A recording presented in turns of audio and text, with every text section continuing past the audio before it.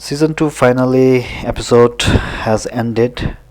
The House of the Dragons ended with a lot of things to be covered, and but these are the things which I found interesting in that final episode.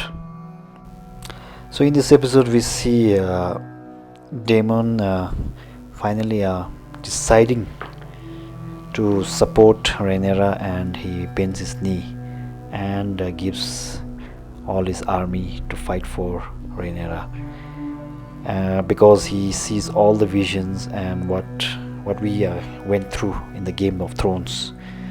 So that's how he decides to support Rhaenyra after that visions.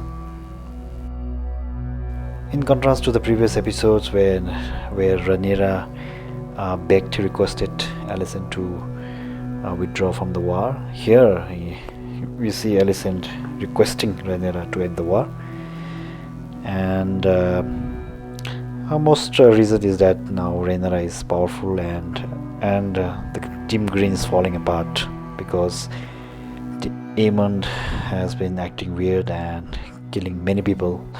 So that's against Alicent's principles, but somehow it doesn't come into place, the discussion.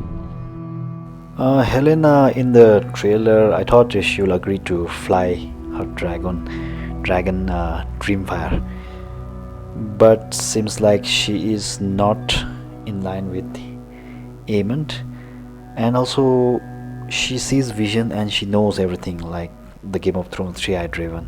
She's very powerful. Also, she tells Aemon that he dies, so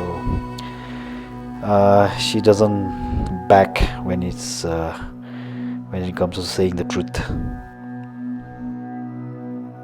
I don't know what's his face, but in this episode he has a scene with Corlys, and seems like he has father issues because he was fatherless anyway.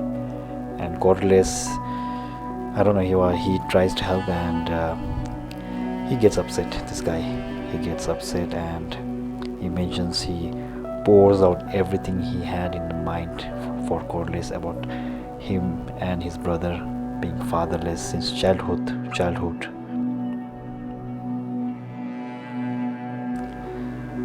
Some comedic relief scenes from this episode, with including Lannister. In the Game of Thrones, the Lannisters were the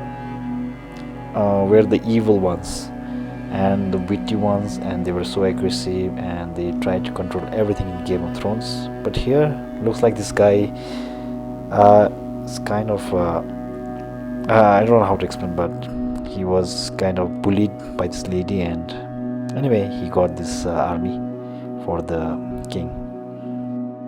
So Egon manages to get out from the King's Landing because the Whisperer tells him to. So the Whisperer tells him that it's the good idea to get away from King's Landing because number one, he will be killed if he's there by if not by his brother, or he will be killed by Rhaenyra, the Team Black.